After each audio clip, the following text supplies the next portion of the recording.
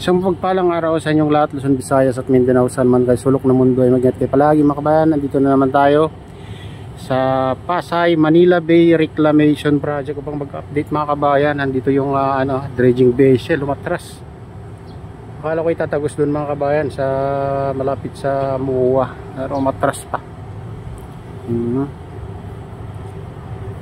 May nakakunik pala dito na sa likod niya mga kabayan na pipe. Ayun yung pipe, yun itim na yun. Ayan, pipe na yan, itim na yan mga kabayan.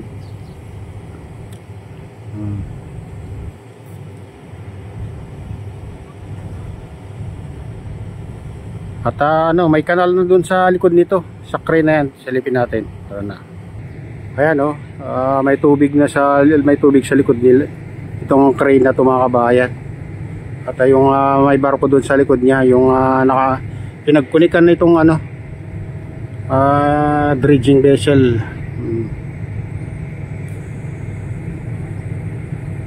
Parang gagawin nilang parang kanal mga kabayan. Ewan ko lang to kung pati ito ay buburain ito.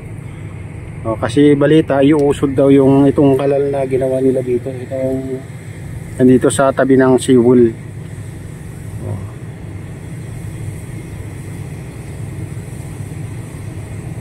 Ayan.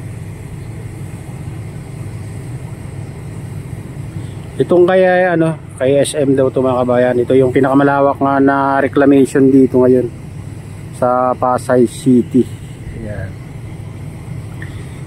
Grabe ang lawak nito. Hindi mo na makita yung dagat doon, Makita mo lang doon yung bundok ng mga kabayan. Ayan, bundok ng Bataan. Ayan, Yung itim na yan, makikita niyo yan. Bundok ng Bataan yan mga kabayan.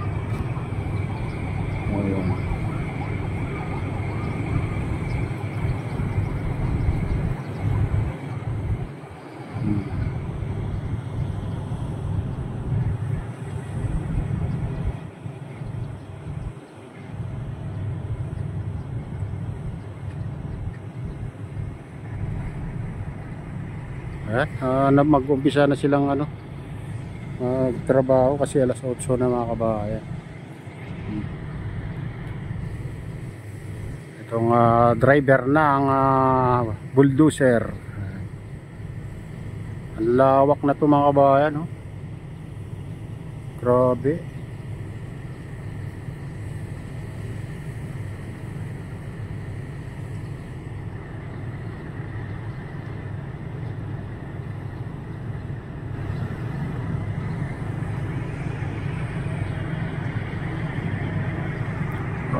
Yun yung dredging vessel mga kabayan.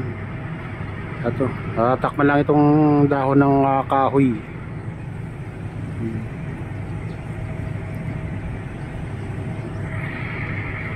Silipin natin sa ibang parte. Andun yung SM. Ayan, may bilog dyan mga kabayan.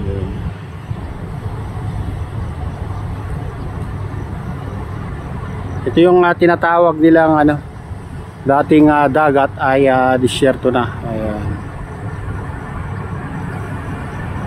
Parang disyerto na talaga, hindi mo na makikita yung dagat pag nandito ka banda. Dito sa tabi ng Lime Resorts and Hotel. Ayan. Kahit pa nandun ka sa mga kabayan, sa likod ng Sofitel Hotel ay hindi mo na makikita yung dagat diyan banda.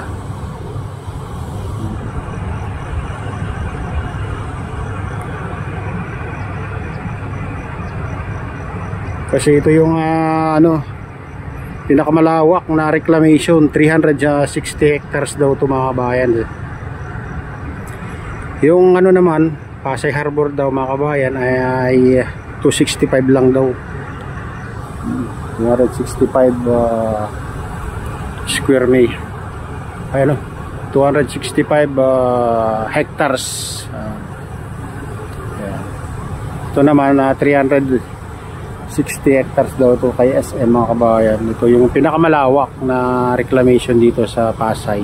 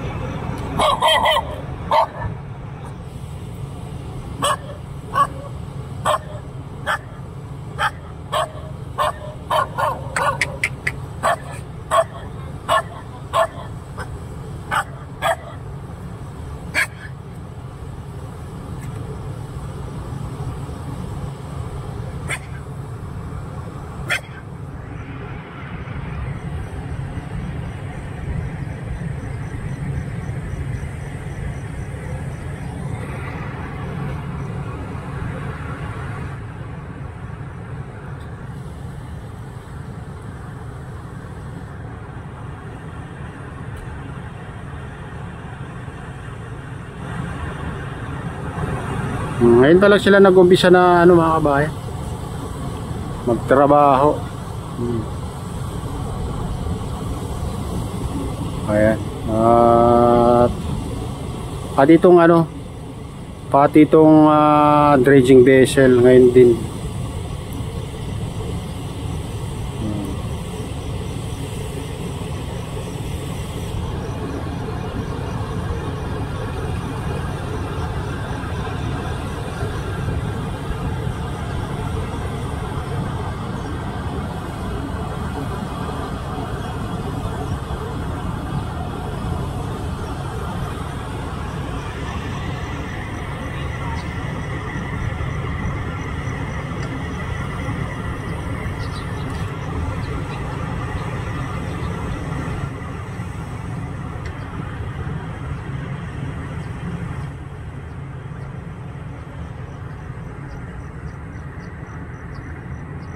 Dati doon yung ano yun, sa dulo. Itong dredging vessel. Umatras. Makala ko itatagos na doon punta ng ano, sa ilog. Yung kanal galing Baclaran. Ayan, diyan sa ano, diyan sa parkingan ng mga yate saka ferryboat. Diyan likod lang yan mga kabayan, yan yung ano, parkingan ng ferryboat. Yun lang pagitan ng ano, SM saka dito. Tubig lang pagitan nila.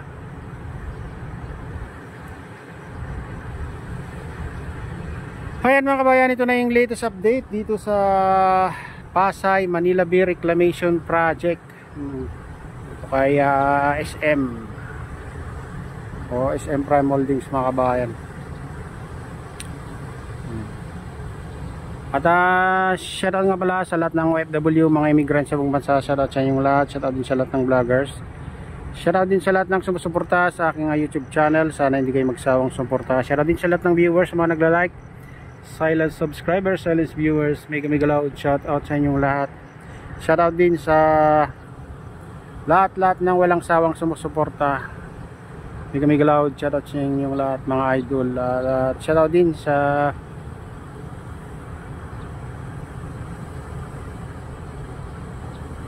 tropang MP at sa Tropamilya. Ayan, shoutout sa inyong lahat. Shoutout din kay Kadeo Official. Shoutout din kay Mamaan, kay Idol Pablito, kay Victor Vlogs. Ayan, mega loud shoutout sa inyong lahat. Shoutout din kay Mamaan,